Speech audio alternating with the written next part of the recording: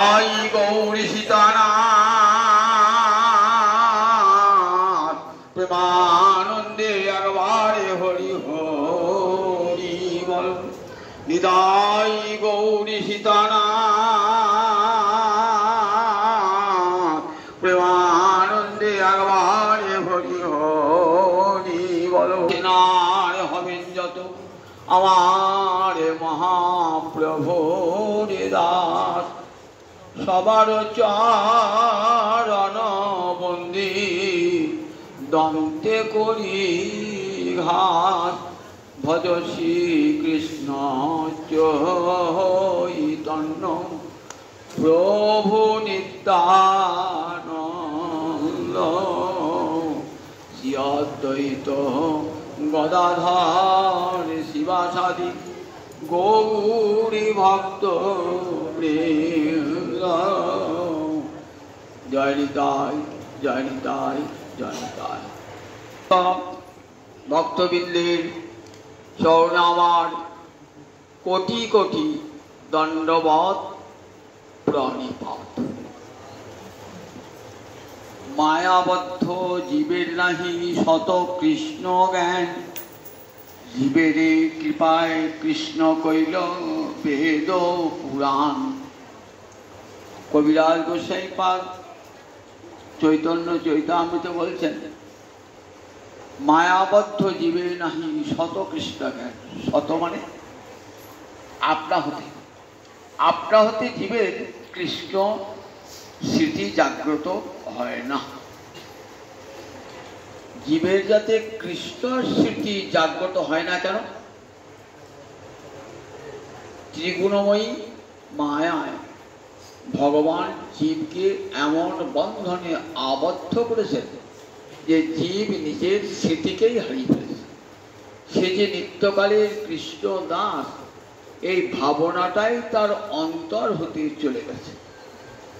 সে কখনো ভাবে না যে আমি নিত্যকালের কৃষ্ণ দাস, কৃষ্ণের সঙ্গে আমার সম্পর্ক জন্ম জন্মান্তরের। এ বোধটা সে হারিয়ে ফেলে। সংসারের সঙ্গে সম্পর্ক পাতায় অনিত্য সংসার, যে সংসার আজ আছে আর কাল নাই।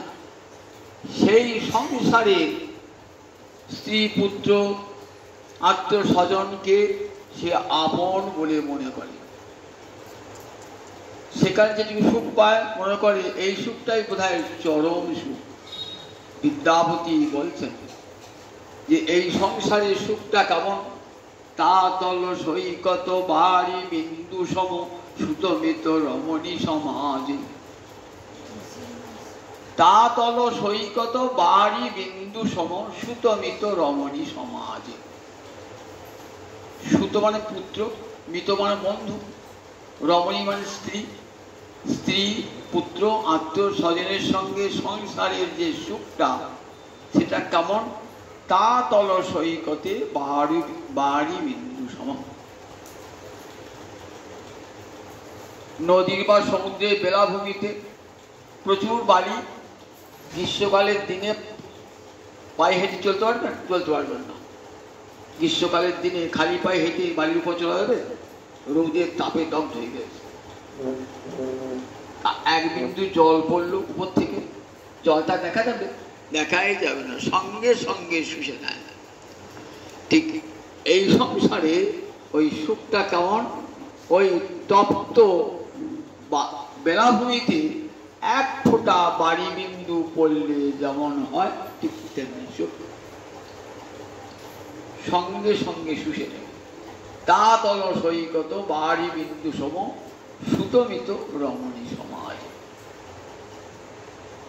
তো হে বিশরী মন তা হে সমর্পিত অবমজুদ হব কোনো কাজ। তোমাকে উপাসনা করবার জন্য মানব দেহ লাভ, তোমার সেবা করবার জন্য মানব দেহ লাভ। কিন্তু কি আশ্চর্য, দৈবী মায়ায় এমন বিমোহিত গোবিন্দ ভুলে সংসারের দাস হয়ে খাচ্ছে। সংসারে মা আমার কলুর বলদের চোখ ঢাকা, মা মায় ঘুরাবি কত কলুর চোখ ঢাকা বলদের মতো। রামপ্রসাদের গান আছে না, মা আমায় ঘুরাবি কত, কলুর চোখ ঢাকা বলদের মতো। আগেকার দিনে তেল হতো, তার জন্য ওই কলুর বলদ ঘুরতো, তেল তখন তো মেশিন ছিল না, তা বারবার ঘোপা খেতে খেতে গরু যদি পড়ে যায় সেখানে গরুর চোখ বাঁধা থাকতো। মা মায়ে ঘুরাবি কত, মা মায়া এমনি করে জীবকে ঘোরাচ্ছেন শত পাখি। একবার জন্ম একবার মৃত্যু, একবার জন্ম একবার মৃত্যু। কখনো মানুষ হয়ে, কখনো কুকুর হয়ে, কখনো বিড়াল হয়ে, কখনো হাতি হয়ে, কখনো ঘোড়া হয়ে, কত রূপে জন্মাচ্ছি এক একবার কর্মফল ভোগ করবার জন্যে। তবু কৃষ্ণ স্মৃতি সুদুর্লভ মানব জন্ম পেলাম, যার যে দেহ পেয়ে গোবিন্দ সেবা হয়, সেই স্মৃতিকে জাগ্রত করবার জন্যে বললেন কবিরাজ গোস্বামী বলছেন, জীবের কৃপায় কৃষ্ণ কইল বেদ পুরাণ। স্বয়ং ভগবান নিজেই বেদ রূপে আবির্ভূত হলেন। তাই বেদকে আমরা বলি বেদ ভগবান, বেদ সাক্ষাৎ ভগবান শ্রীহরি বেদ রূপে আবির্ভূত হয়েছেন। সে বেদ কারুর রচনা নয়, স্বয়ং ভগবান বাণী মূর্তি ধারণ করে বেদ রূপে আবির্ভূত হয়েছে। সেই বেদ হতে সমস্ত পুরাণ আদি এগুলি সাক্ষাৎ ভগবান যেন অবতীর গ্রন্থরূপে ভাগবত কৃষ্ণ অবতার। এই হরি কথা শুনতে শুনতে কি হয়, হরি চেতনা কৃষ্ণ চেতনা জাগ্রত হয়। এই জন্যই মন্দিরে মঠে গৃহস্থের গৃহে দেবালয়ে আশ্রমে হরিকথার প্রচলন করেছেন সাধুরা, শুনতে শুনতে যাতে জীবের কৃষ্ণ স্মৃতি জাগ্রত হয়। মায়া বেঁধে গেছে তিনটে গুণের সুতো দিয়ে। গীতায় একটা যোগের নাম কি, গুণত্রয় বিভাগ যোগ। একটা যোগের নাম 18 অধ্যায়ের মধ্যে একটা অধ্যায়ের নাম গুণত্রয় বিভাগ যোগ। পড়বেন যখন খুব মন দিয়ে পড়বেন, ওই যেমন তেমন করে পড়বেন না। গুণত্রয় মানে তিনটে গুণ তার বিভাগ, সেই বিষয়ে কি করে অতিক্রম করে ভগবানের সঙ্গে যুক্ত থাকা যায় তার পদ্ধতি বলা আছে ওই গুণত্রয় বিভাগ। তিনটে গুণ কি কি, সত্য রজ তম। এটা প্রকৃতির তিনটে গুণ সমস্ত জীবকে বেঁধে রেখে দিয়েছে। অনন্ত কোটি ব্রহ্মাণ্ডে অনন্ত কোটি জীবকে, কৃমিকীট থেকে আরম্ভ করে সৃষ্টিকর্তা ব্রহ্মাকে পর্যন্ত বেঁধে রেখে দিয়েছে ভগবান এই তিন গুণের শক্তিতে। সেই গুণের ফাঁস, গুণের বন্ধন যদি ছেদন করতে হয় তাহলে হরিকথা শুনতে হবে। হরিকথা শুনতে শুনতে মায়ার বন্ধন ছিন্ন হয়ে যাবে। কিরকম, আগেকার দিনে চিঠি আসতে গেছেন তো, চিঠির মুখটা আটা দিয়ে আটা থাকতো, আটা দিয়ে আটা থাকতো। আমি টেলি খুলতে যান কি হবে, মাঝখানে চিঠিটা ছিঁড়ে দেবে। কি করতে বুদ্ধিমান ব্যক্তি আমি জল লেগে জল দিয়ে জল দিয়ে জল দিয়ে জল দিয়ে আলগা করে মুখটা খুলতো, গোটা চিঠিটাই বেরিয়ে আসতো। আমাদের মহামায় কি করে দেহের সঙ্গে আটা এবং চিঠি দিয়েছেন, আটা দিয়ে চিঠি দিয়েছেন।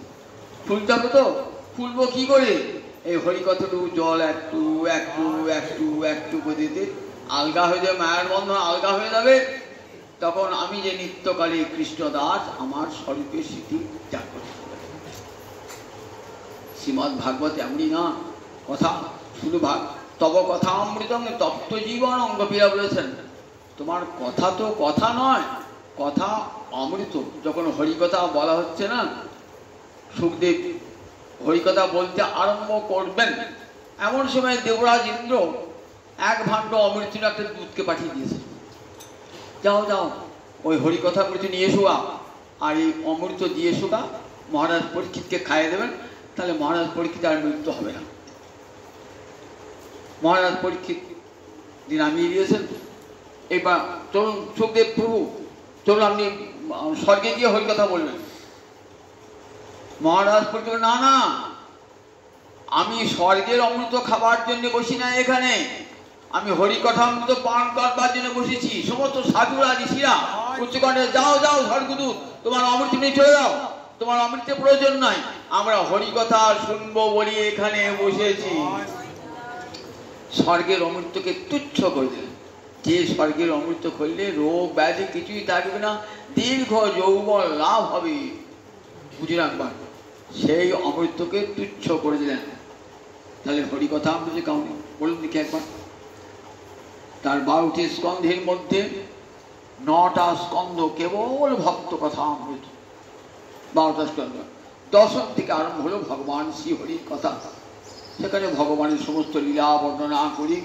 ভগবান বৃন্দাবন লীলা শেষ করে 10 বছর কয়েক মাসে চলে গেলেন কোথায়? মথুরায় চলে গেলেন। কে নিয়ে গেল? অক্রূর। অক্রূর কৃষ্ণকে নিয়ে গেলেন মথুরাতে। কংসের ভয়ে সব যদুরা এখানে, যদু বংশের লোকেরা এখানে ওখানে পালিয়ে দাঁড়াচ্ছে, কিন্তু অক্রূর যায় না। অক্রূর চালাকি করে থেকে গিয়েছিলেন। কেন? জানতেন একদিন আমাকে কৃষ্ণকে আনতে হবে এবং কৃষ্ণের দ্বারাই কংসের বধ হবে। অক্রূর নিয়ে গেলেন মথুরা হতে, কৃষ্ণকে নিয়ে গেলেন। মাঘেতে কেশব করে মথুরা আগমন। মাঘ মাসে কৃষ্ণ মথুরা আগমন করলেন। কংসের বিশাল ধনুর্যজ্ঞ নাম, একটা ছল মাত্র। কৃষ্ণকে বধ করব, এটাই তার আসল উদ্দেশ্য। বাইরে একটা জানিয়েছেন, একটা দুর্জন ব্যক্তিত্ব ছলের অভাব হয় না। আমি তো মারব বলে আনি না। যজ্ঞে একটা বিরাট হরধনু, এবার 100 হাত বিরাট ধনু, ধনুযজ্ঞ। সেই ধনুটা কে ভাঙতে পারে সমস্ত বীরদের মধ্যে প্রতিদ্বন্দ্বিতা হবে, তাই তার নাম ধনুর্যজ্ঞ। সেই ধনুর্যজ্ঞে নিমন্ত্রণ পাঠিয়েছেন। গোবিন্দ তো অন্তর্যামী জানেন, গোবিন্দ অন্তর্যামী জানেন যে আমাকে কেন নিয়ে যাচ্ছে। চলে গেলেন অক্রূরের সঙ্গে। 10 বছর কয়েক মাস পর চলে গেলেন অক্রূরের সঙ্গে। সেখানে গিয়ে কংস বধাদি হলো। কংসের যারা সঙ্গী সাথী সব ধ্বংস হলো। যাদবরা যে যেখানে পালিয়েছিল আবার সবে শেষ। আবার চলে এলো মথুরায়, ফিরে এলো। এবার বসুদেব দেবকী কিছুটা নিশ্চিন্ত হলেন কংসের অত্যাচার থেকে। কৃষ্ণ বলরামকে কোথায় পাঠিয়ে দিলেন? লেখাপড়া শিখতে হবে তো, কোথায় পাঠিয়ে দিলেন? গুরু ক্ষত্রিয়ের সন্তান, লেখাপড়া শিখতে হবে তো, পাঠিয়ে দিলেন কোথায়? পাঠিয়ে দিলেন একবারে অবন্তী নগরে সন্দীপনী মুনির কাছে। সেখানে কৃষ্ণ বলরামের উপনয়ন হলো। উপনয়ন হয়ে সেখানে গুরুগৃহে শিক্ষা আরম্ভ হল। গুরুগৃহে শিক্ষা শেষ হয়েছে। এদিকে অনেক বৃন্দাবন থেকে চলে গেছেন, কতদিন হয়ে গেল। নন্দ মহারাজ ভাবছেন আগে একটা একটু সংবাদও পেতাম, এখন তার কোনো সংবাদও পাই না। মাঝে মাঝে যখন কৃষ্ণ বলরাম ছিলেন লোক পাঠাতেন ক্ষীর ননি ছানা সর দিয়ে। এখন কৃষ্ণ না বলরাম নাই, তাই ক্ষীর ননি ছানা সর আর পাঠানো হয় না। অনেক দিন আর সম্পর্ক নাই। কৃষ্ণ বলরাম লেখাপড়া শেখাবার গুরুগৃহে থেকে ফিরে এসেছেন মথুরায়। উগ্রসেন রাজা হয়েছে। উগ্রসেন নামে মাত্রই রাজা। কংসের পিতার নাম ছিল উগ্রসেন। উগ্রসেন নামে মাত্র রাজা হয়েছেন। রাজকার্য চালান ভগবান শ্রীহরি। সেখানকার প্রধানমন্ত্রীটাকে না, প্রধানমন্ত্রী হলেন উদ্ধব। এই উদ্ধব কি বলেছে বলে দেখুনি? হরিদাস বর্জ্য। বর্জ্য মানে কি? ব অন্ত্যজয় রে জ ফলা বর্জ্য মানে শ্রেষ্ঠ। তা হরিদাস বর্জ্য মানে শ্রীহরির যে চিহ্নিত দাস তাদের মধ্যে শ্রেষ্ঠ। গোবিন্দের তো অনেক দাস আছে, তার মধ্যে 3 জন হলেন হরিদাস বর্জ্য। কে কে 3 জন? একজন হলেন উদ্ধব, দ্বিতীয় জন হলেন মহারাজ যুধিষ্ঠির, আর তৃতীয় জনটি কিন্তু মানুষ নয়, এটিকে গিরিরাজ গোবর্ধন। মানুষ নয়, কি হলো বলে মানুষ গিরিরূপে রয়েছেন। কি বললেন মানুষ? ওই যেদিন গোবর্ধন যজ্ঞ হলো সেদিন গিরিরাজ মূর্তি ধারণ করেছিলেন। গোবিন্দ দেখাচ্ছেন, দেখো গিরিরাজ আজ দেখো তোমাদের দেওয়া সব অন্ন গ্রহণ করেছেন। গোবর্ধন যজ্ঞে তুমি খাও রাশি রাশি, তার তুলনায় মোদের অন্ন নহে এক তিল গ্রাসী। ভোগাটি গানে শুনবেন, ভোগাটি গানে। গোবর্ধন যজ্ঞে তুমি খাও রাশি রাশি, তার তুলনায় মোদের অন্ন এক তিল গ্রাসী। তাহলে গোবর্ধন যজ্ঞে স্বয়ং গোবর্ধন মূর্তি ধারণ করেছিলেন, মূর্তি ধারণ করে সব খেয়েছিলেন। গোবিন্দ দেখাচ্ছেন, দেখো এতদিন তো তোমরা দেবরাজ ইন্দ্রের পূজা করতে, দেবরাজ ইন্দ্র নেমে এসে তোমাদের দ্রব্য খেয়েছিল, দেখো গিরিরাজ গোবর্ধন খাচ্ছে। তাই গিরিরাজের মূর্তি আছে, এই গিরিরাজ গোবর্ধনকে কি বলা হয়? হরিদাস। এই তিনজন চিহ্নিত হরিদাস। সারা অনন্ত করি ব্রহ্মাণ্ডময় হরিদাস আছে, তারপরে তিনজন প্রধান মনে থাকবে। একজন উদ্ধব, দ্বিতীয় জন মহারাজ যুধিষ্ঠির, তৃতীয় জন হলেন গিরিরাজ গোবর্ধন। এই তিনজন হলেন ভগবান শ্রীহরির চিহ্নিত দাস। এই উদ্ধব ভগবানের একান্ত প্রিয়। ফিরে এসেছেন মথুরায়, রাজকার্য করছেন, যমুনায় চান করতে গিয়ে মরে পড়ে গেল যমুনায় তীরে অপর পারে। ব্রজবাসীদের কথা মনে পড়ল, কতদিন ব্রজ ছেড়ে এসেছি, মনটা পড়ে আছে কোথায়? ব্রজেতে। দেহটা রয়েছে মথুরায়, মনটা পড়ে রয়েছে ব্রজেতে। রাজকার্য করছেন, রাজকার্যে মন নাই। রাজকার্য করতে করতে হঠাৎ ফাঁকি একশো অবসরে নিয়ে গেলেন উদ্ধবকে। কোথায়? একটা নির্জন কক্ষে।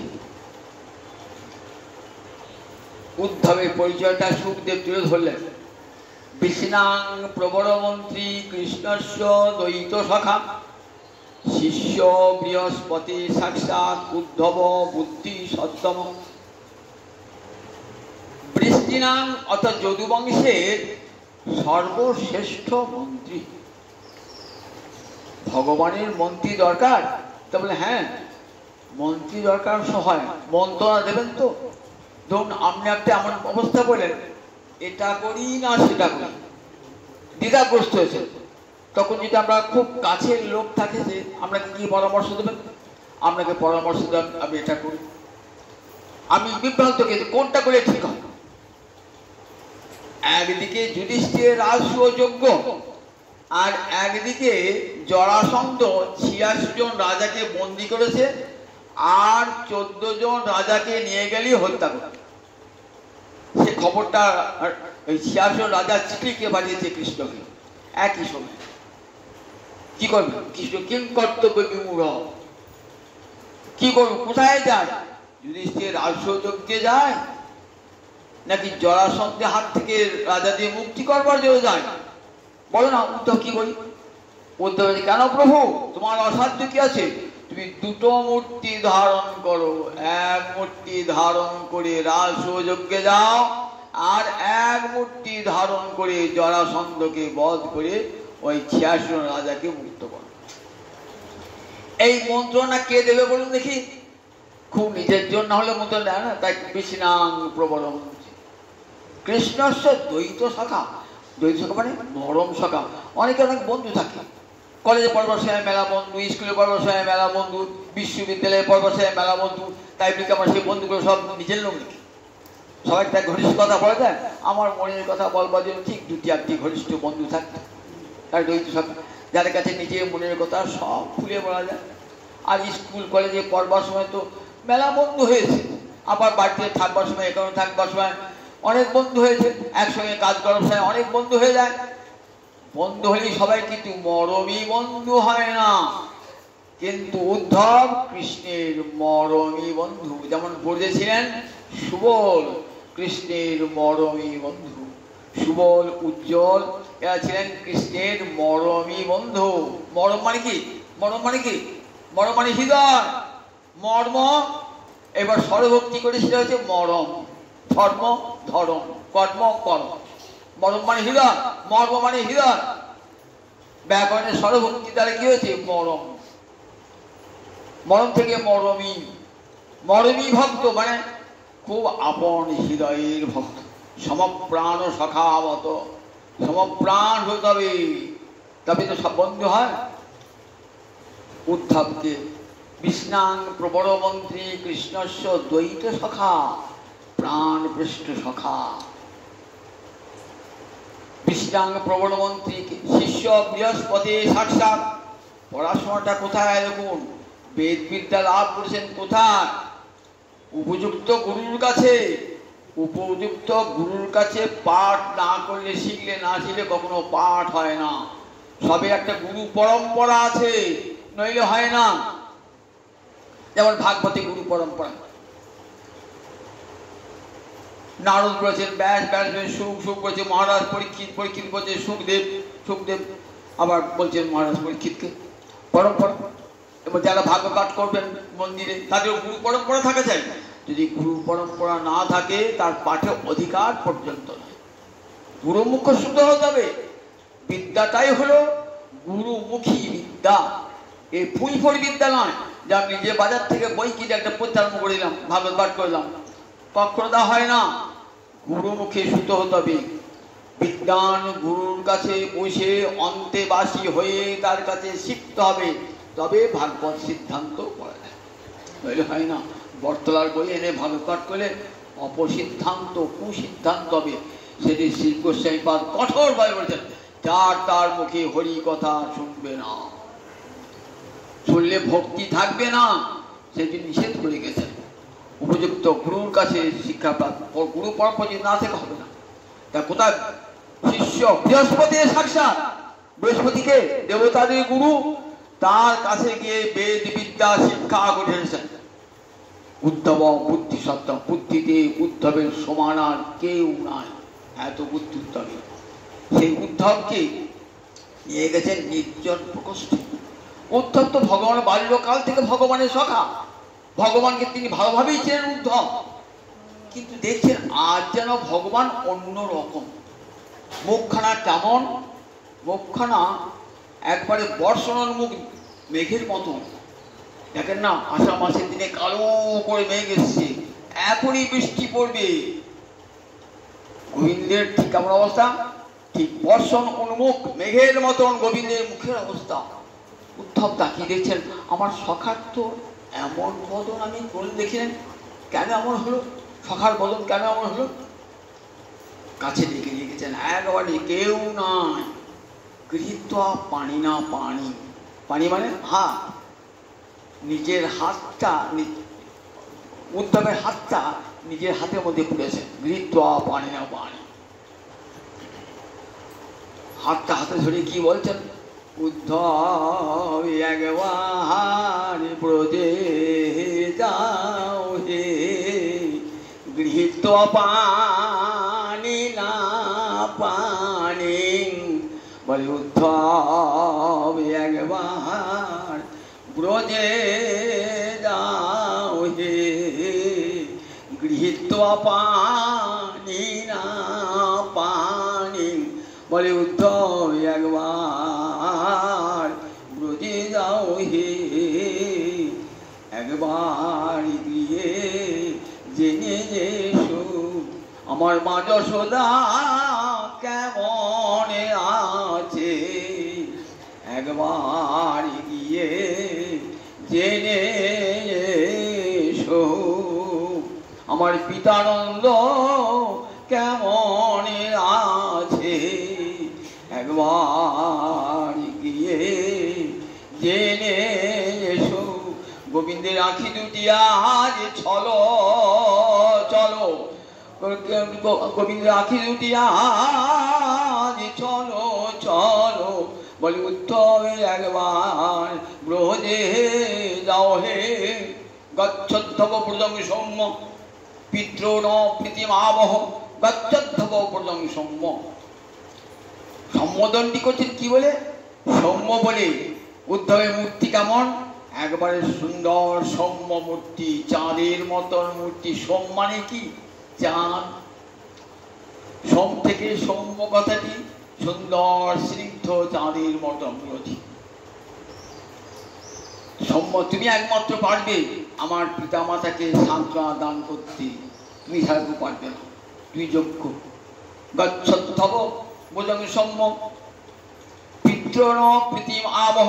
পিতৃ মানে পিতামাতা, আমার পিতামাতা, আমার পিতামাতা আমাদের বললেন কেন?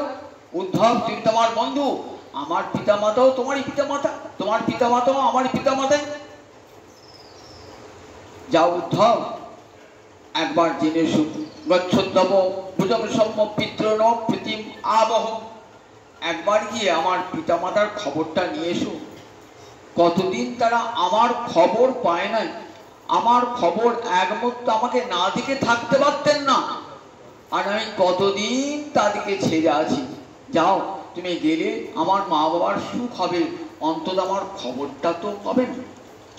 একবার গিয়ে দেখেছো আমার মা যশোদা কেমন আছে, বুঝে ছেলে কতদিন এসেছি, দেখো গোবিন্দের অন্তরটা কেমন। অবাক হয়ে ভাবছেন উদ্ধব, এই ব্রহ্মাণ্ডে অনন্তকোটি ব্রহ্মাণ্ডে ভগবানের ভক্তের তো অভাব নাই, কত ভক্ত অনন্তকোটি ব্রহ্মাণ্ডে, কিন্তু কার জন্যে ভগবানের অন্তরের এই ব্যাকুলতা, এই আকুলতা, চোখ ছলছল করে এসেছে কার জন্যে? তাহলে ব্রজবাসীরা কেমন? সেই ব্রজবাসীগণকে নন্দ মহারাজ মা যশোদাকে সান্ত্বনা দান করার জন্য উদ্ধবকে ঘরের করে ডেকে নিয়ে এসেছেন, হাতে হাত ধরে বলছেন, যাও উদ্ধব একবার বৃন্দাবনে যাও। শুধু মা বাবার কথা বললে হবে না, আর একটি গোপন কথা আছে, সবার কাছে বলা যাবে না, সেটি নিজে একান্ত বন্ধু ছাড়া কার কাছে বলা যাবে না। শোনো উদ্ধব, মা বাবার খবর তো নেবেই, সেই সঙ্গে আর কার খবর নেবে জানো? গোপীনাং মদ বিয়োগাধীন মদ সন্দেশ এই বিমোচয়। গোপীনাং মদ বিয়োগাধীন মদ সন্দেশ এই বিমোচয়। জানো ব্রজ গোপীগণ আমার বিরহে তারা কাতরা, আমার সন্দেশ, আমার সংবাদ দান করে তাদের অন্তরের আধি অর্থাৎ মনোপীড়া বিনাশ কর। মত সন্দেশ বিমোচয়। জানো তারা কেমন?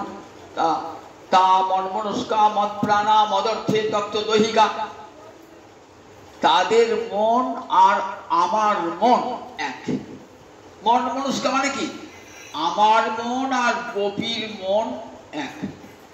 মদ প্রাণা, তাদের প্রাণটা আমারই আছে, আমার প্রাণটা তাদেরই আছে। গীতার শেষ বাক্যটা কি বলুন দেখি? মনমনা ভব মদ ভক্ত মজ্জা জীবাং নমস্কু। এটি গীতার উপসংহার বাক্য। 18 অধ্যায়ে ভগবান অর্জুনকে বলছেন, সর্বগুচ্ছতম ভুয় সিনুমে পরমং বচ। অর্জুন সর্বগুচ্ছতম, গুচ্ছতম বর্ণিত হয়ে যায়, আবার সর্বকথা লাগালেন, আবার পরমং বচ। কথাখানি কত গুরুত্বপূর্ণ শোনো, শুনছি তো, ভালো করে শোনো। কি শুনবো? মনমনা ভব মদ্ভক্ত মজ্জা জীবাং নমস্কুর। তোমার সমগ্র মনটা আমাকে দিয়ে দাও।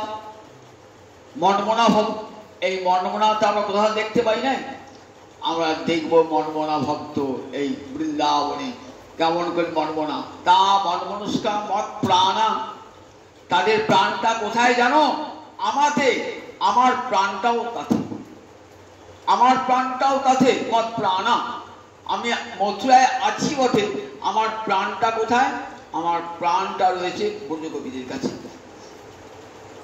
আবার যখন গোপী গীতে দেখবেন গোপীরা বলছেন তৈ ধৃতাসব, বলছে আমরা প্রাণ তো পরিত্যাগ করতে পারতাম, কিন্তু প্রাণটা পরিত্যাগ করতে পারিনি। কেন জানো? তৈ ধৃতা অসব, অসু মানে প্রাণ, বহু বচনে অসব। আমাদের প্রাণগুলো সব তোমাতেই আছে। কি করে প্রাণটা পরিত্যাগ করবো? আমার প্রাণটা যদি আপনার কাছে থাকে, আমি প্রাণটা পরিত্যাগ করতে পারি কি? তা বলছে আমরা প্রাণ পরিত্যাগ করতাম তোমার বিরহে। কেন পারি নাই? তৈ ধৃতাসব, তোমাতে আমাদের প্রাণ ধৃত রয়েছে। তাহলে এখন গোপীদের প্রাণ গোবিন্দে, গোবিন্দ বলছেন আমার প্রাণটাও গোবিন্দে। মদ প্রাণা মদ অর্থে তত্ত্ব দহিকা, বলছেন আমার জন্য তারা দেহের সুখ গৃহের সুখ সব পরিত্যাগ করেছে আমার সুখের জন্য। কৃষ্ণ সুখ ছাড়া তাদের আর অন্য কোনো সুখের চাহিদা নাই। কেমন করে কৃষ্ণ সুখী হবে? আমাকে দুঃখ দিও, যদি কৃষ্ণ সুখ পায় সেই সুখী আমার সুখভোজ্য। মরে যদি দিলে দুঃখ তার হয় মহাসুখ, সেই দুঃখ মরে সুখভোজ্য। আমাকে দুঃখ দিয়ে যদি গোবিন্দের আনন্দ হয়, রাধারানী বলছেন, তাহলে সেই দুঃখটা আমার কাছে সুখশ্রেষ্ঠ, সুখশ্রেষ্ঠ। আত্মসুখ দুঃখে গোপীর নাহিক বিচার, কবিরাজ গোস্বামী বলছেন, আত্মসুখ দুঃখে গোপীর নাহিক বিচার। আর মদার্থে তপ্ত দহিকা, আমার জন্য সমস্ত দৈহিক সুখ তারা পরিত্যাগ করেছেন। যদি কেউ বলছেন কি করে বলছেন দৈহিক সুখ পরিত্যাগ করেছেন? গোপীরা কি করতেন? অঙ্গের মার্জন করতেন, অঙ্গে প্রসাধন করতেন, বসন ভূষণ অলঙ্কার করতেন, তাতে নিজের দেহস্থিতি ছিল।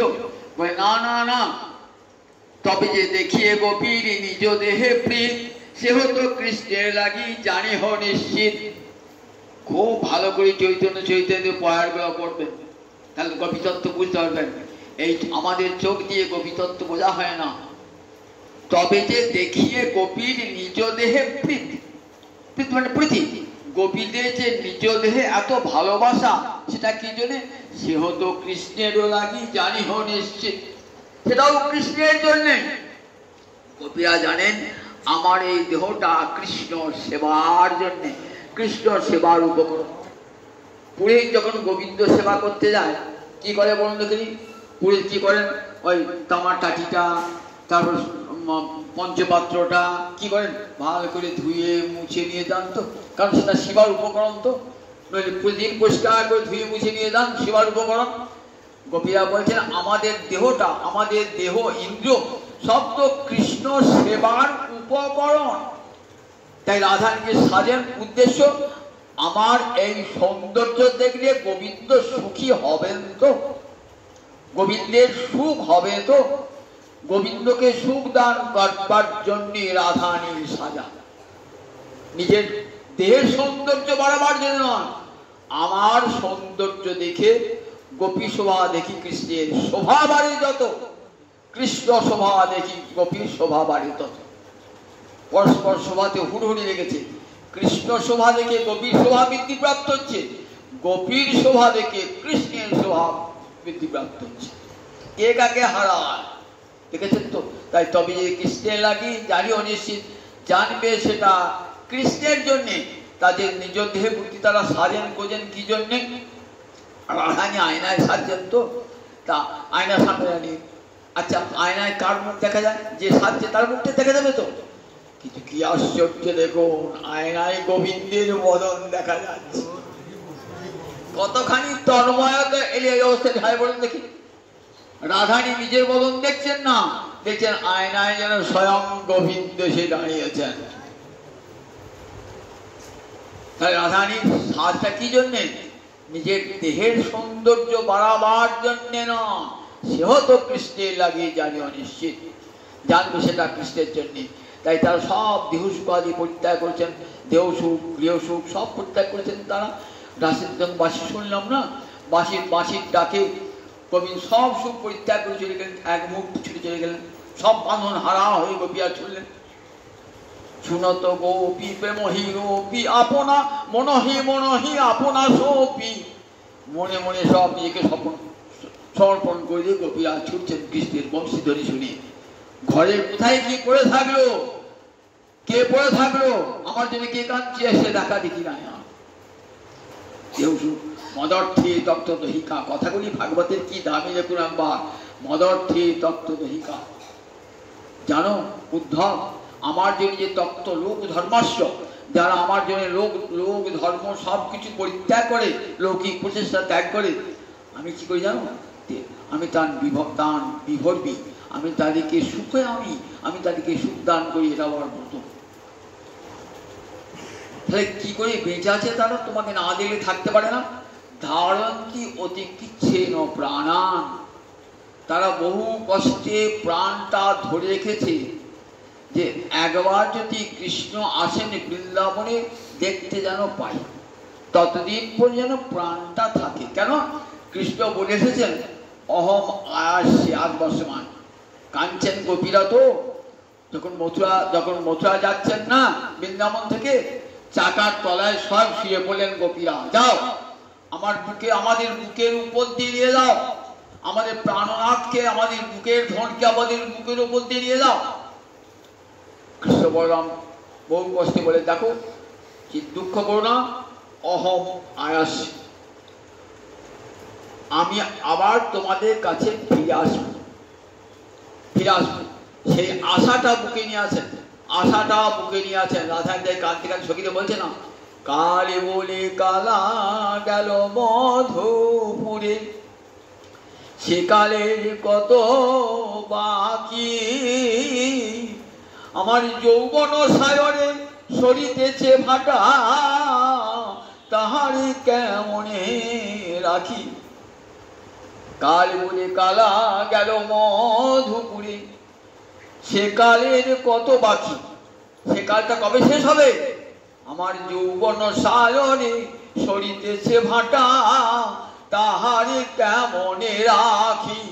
নারীর যৌবন জোয়ারের জল, গেলে না ফিরিবে আর, জীবন থাকিতে বধুয়া পাইব, যৌবন মিলানো হার। কি দিয়ে সেবা করবো? আমার যৌবন যদি চলে যায়, আমি আমার মাধবকে কামনা করি, সুন্দরতম মাধবকে সেবা করবো কি দিয়ে? তাই অহম আয়াসে আমি বলেছি আসবো, সে আমার আশা অহম আয়াসে এই কথাটা ধরাতে ধারন্তি অতি কিচ্ছেন। জানো, তার অধিকাংশ সময় মূর্ছা দশায় থাকি, মূর্ছায় পড়ে থাকে। মূর্ছার সময় কি হয়? দশমী দশায় মৃত্যু হয়। কি গোপীদের তো মৃত্যু নাই, দশমী দশায় কি হয় দেখবেন, বিরহে উজ্জ্বলী মণিতে রূপ গোসাই পাদ বিরহে দশা, তারপরে শেষ দশাটির নাম হলো দশমী দশা। একে মৃত্যু মানে মৃত্যু হয়ে যায় দশমী দশা। রাধারানীর দেহ সে তো মৃত্যু হবে না, মূর্ছাগত হয়ে থাকে রাধারানী। সেসব কি দেখেন, মূর্ছায় কি দেখেন? কৃষ্ণ এসেছেন মূর্ছিত অবস্থায়, কৃষ্ণ মিলনে। বহুদিন বড় বধূ আইলে, দেখা না হইতো পরাণ গেলে, দুঃখিনীর দিন দুঃখেতে গেল, মথুরাপুরে ছিলে তো ভালো। ফাটিয়া যাইতো পাষাণ হলে ফেটে যেত। দেখো রাধারী স্বপ্নে দেখছেন, ভাব স্বপ্নে চন্ডাস গাইছেন, মূর্ছা দশায় দেখছেন স্ফূর্তি, কৃষ্ণ স্ফূর্তি, কৃষ্ণ নাই কিন্তু কৃষ্ণ স্ফূর্তি, যেন কৃষ্ণ এসেছেন। রাধারানী কাঁদতে কাঁদতে বলতেন মূর্ছা দশায়, বহুদিন বড় বধূয়া এলে, দেখা না হইতো পরাণ গেলে। যদি প্রাণটা চলে যেত আর তো দেখতে পেতাম না। সখী দিয়ে বলছে, আমি তো মরেই যাবো। কিন্তু জানিস মরে গেলে কি করবি? এই দেহটা কি করবি? বলছি, নীরে নাহি ভাষা রবি, আর অনরে নাহি দাহবি, রাখবি দেহ বড় জমাঝে। এই দেহটা জলে ভাসাবি না, আগুনে পোড়াবি না। এই দেহ তোরা আর পোড়াসে না রে, কৃষ্ণ বিরহে আমার পোড়ায় অঙ্গ, এই পোড়ায় অঙ্গ যাহারে পোড়াসে না রে।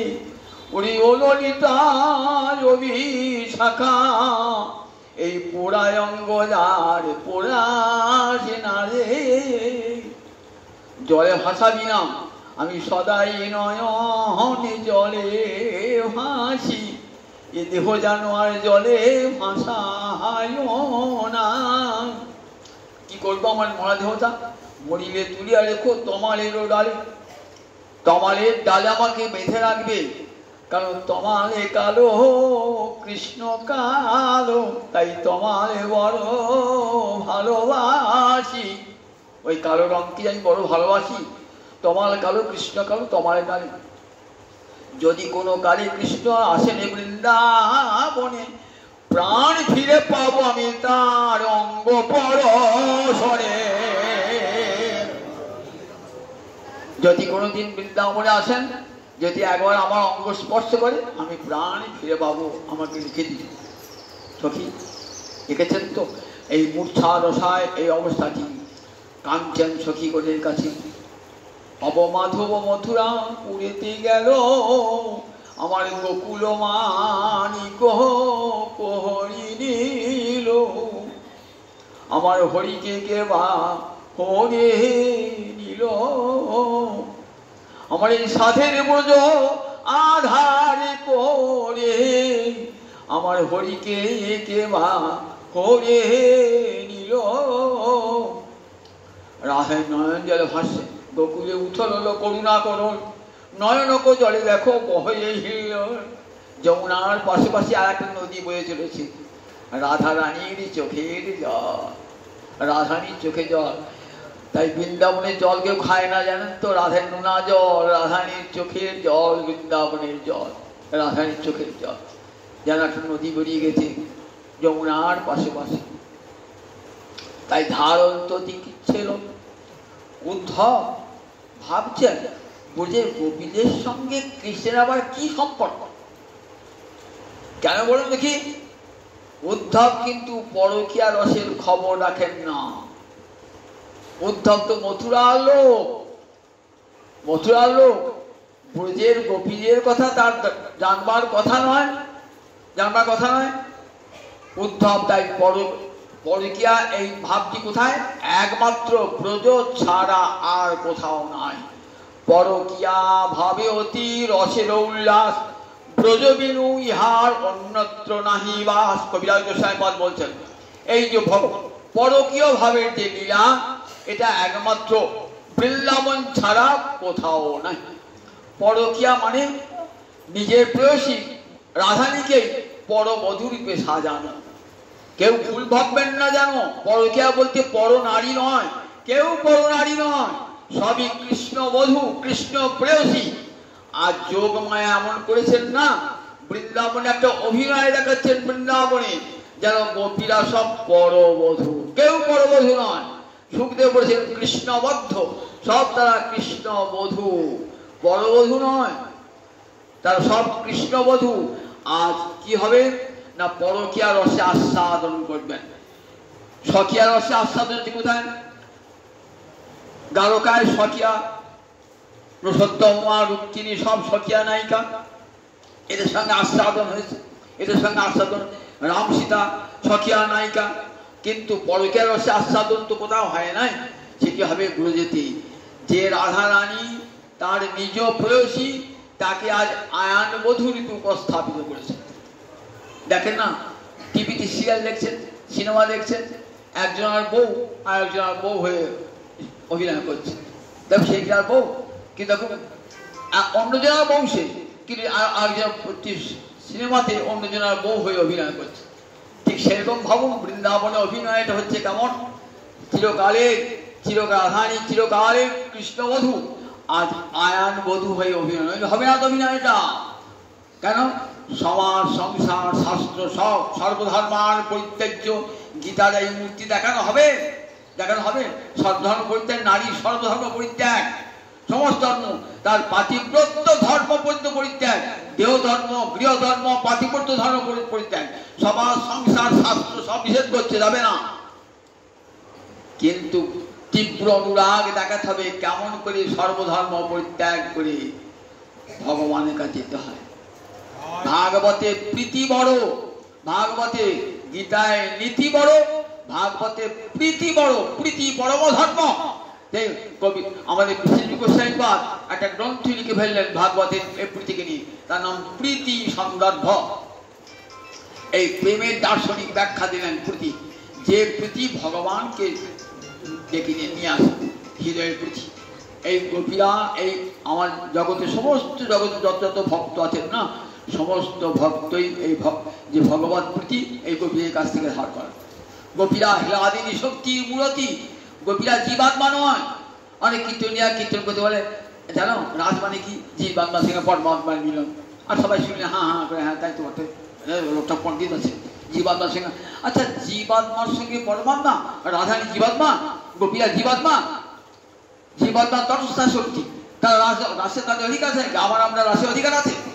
আমার আপনার রাসে কোনো অধিকার নয়। রাসে একমাত্র রাসেশ্বরী রাধারানী ছাড়া কার অধিকার নয়।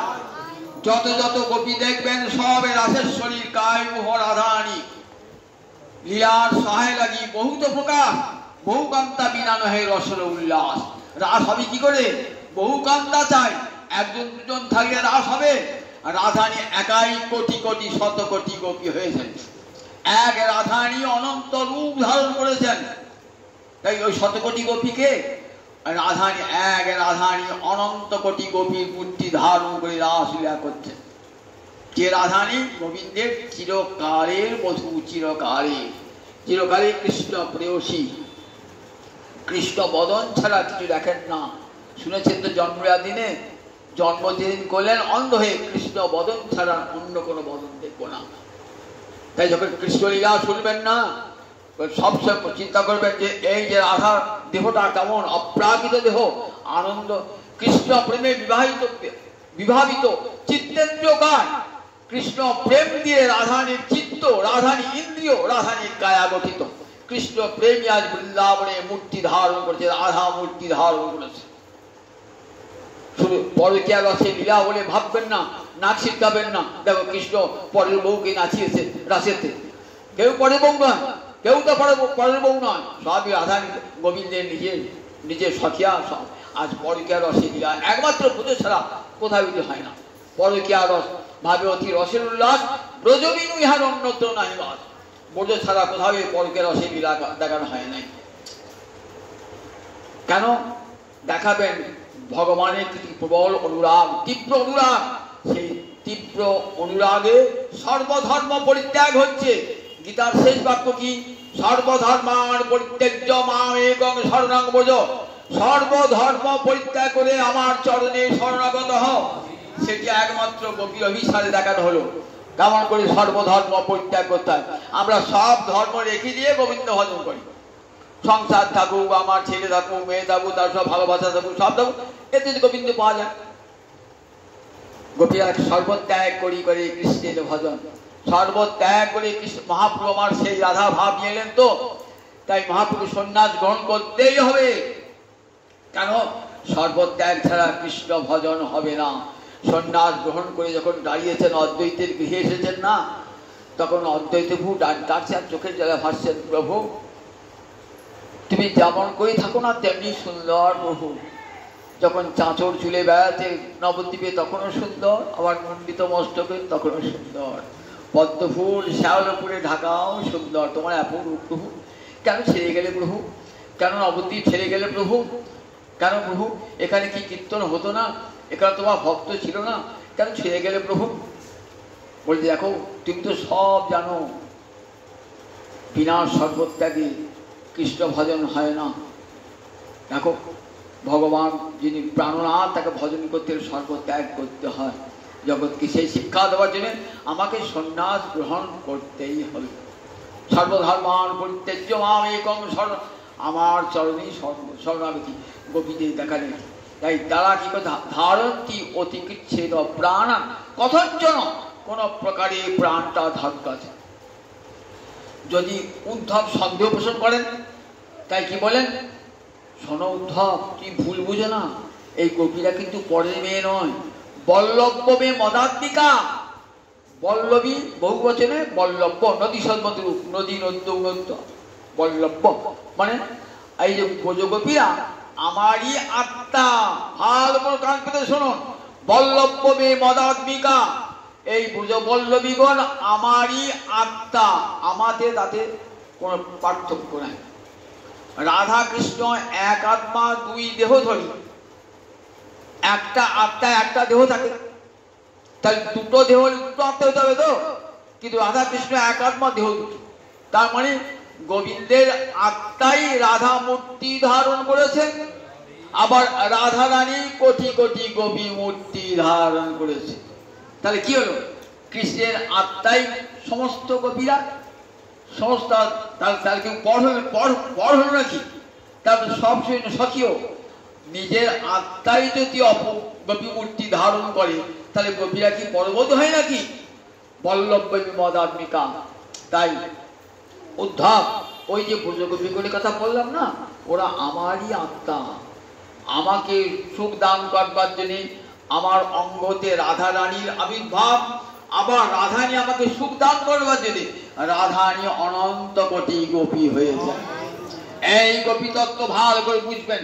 যেখানে কীর্তন শুনতে যাবেন, এই ভালো করে শুনবেন যে গোপীকে কৃষ্ণকে, কৃষ্ণ হলেন স্বয়ং ভগবান।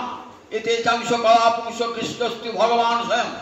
যত যত ভগবানের অবতার আছে, কেউ তার কলা, কেউ তার অংশ। কৃষ্ণ হলেন ভগবান, আর রাধারানী সমস্ত শক্তির সারভূতা। হিলাদিজা মহাশক্তি, সর্বশক্তি সারভূতা, সর্বশক্তি বলিয়সী। হিলাদিনী মানে আনন্দ দায়িনী শক্তি।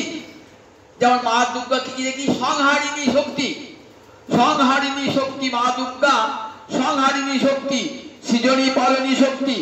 আর গোবিন্দকে আনন্দ করবার যে শক্তি, তাকে বলে আনন্দিনী শক্তি। সেই আনন্দিনী শক্তির মূর্তি হলেন রাধারানী। জগতে যত কান্তা শক্তি দেখবেন, লক্ষ্মী দুর্গাদি, সব রাধারানীর অংশ সম্ভূতা। এটা আমার কথা, বেদের কথা। রাধারানী যস্যা অংশে লক্ষ্মী দুর্গাদিকা শক্তি, যার অংশে লক্ষ্মী দুর্গাদি এসেছেন। রাধারানী কি সুদা জিনিস? রাধারানী সেই রাধারানী পরবর্তী হতে পারে? চিরকালের কৃষ্ণবধূ, যিনি কৃষ্ণ বদন ছাড়া দেখেন না। তাই বল্লভে মদাত্মিকা। জানো উদ্ধব, এই ব্রজ পল্লবীগণ আমারই আত্মা। তারা মূর্তি ধারণ করছে বৃন্দাবনে রাসলীলা করবার জন্যে, না আমাকে নানান রূপে সুখ দান করবার জন্যে। রাধা মূর্তি, রাধামূর্তি রাজনী শক্তি। তুমি গিয়ে কি করবে? গোপীনাং মদ বিয়োগাধে মৎ সন্দেশের বিনচয়। আমার সন্দেহ করা কোনো প্রাণটা ধরে আছে, গিয়ে আমার সন্দেশটা সংবাদটা দান করবে। কি সংবাদ দান করবে? যে কৃষ্ণ আসবে, কৃষ্ণ আসবে। এই সংবাদটা পেলে পারি গোপীরা বেঁচে থাকবে। প্রাণটা কোনো ধরে আছে, যদি তোমার মুখে শুনতে পায় যে কৃষ্ণ ফিরে আসবে, তাহলে প্রাণ ফিরে পাবে। উদ্ধব এতক্ষণই গোপী তত্ত্ব সম্বন্ধে, তবে বুঝে যাওয়ার অধিকার হলো। এতক্ষণ বুঝে যাওয়ার অধিকার হয় না। কেন? যতক্ষণ গোপী তত্ত্ব না জানছেন, ততক্ষণ বুঝে যাওয়ার অধিকার নাই, বুঝে যাওয়ার অধিকার নাই। এইবার রথে চাপিয়ে দিলেন, রথে যাচ্ছেন, সোনা রথে চড়ে যাচ্ছেন। প্রজজ নন্দ গোকুলাম। কখন যাচ্ছেন? যেতে যেতে যেতে যেতে সন্ধ্যে লেগে গেছে। নিম্নচতি বিবাহ বসু, সূর্যদেব তখন অস্তাচলে যাচ্ছেন। তখন কৃষ্ণ বিরহে তো বৃন্দাবন কেমন মলিন হয়েছে বৃন্দাবন। গোবিন্দ ভাবছেন মলিন বৃন্দাবন দেখবে উদ্ধব? না, আমি থাকতে যেমন বৃন্দাবনের সৌন্দর্য, তেমনি সৌন্দর্য ফুটে উঠুক। যোগমায়া, আমি থাকতে যেমন করে, যেমন বৃন্দাবন ছিল না, তেমনি করে বৃন্দাবনকে সাজিয়ে দাও।